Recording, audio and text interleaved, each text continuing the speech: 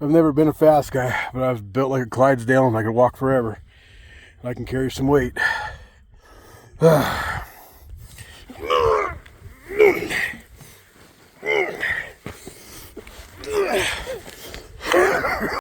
to film shit by yourself. Just takes your mind off the pain. My wife's a trooper. She has a bad hip. I told her she dropped in with me, and we just hit that biggest buck she's ever got. I'd get her out somehow, and I'd take all the meat. So I packed 2 full mule deer out today.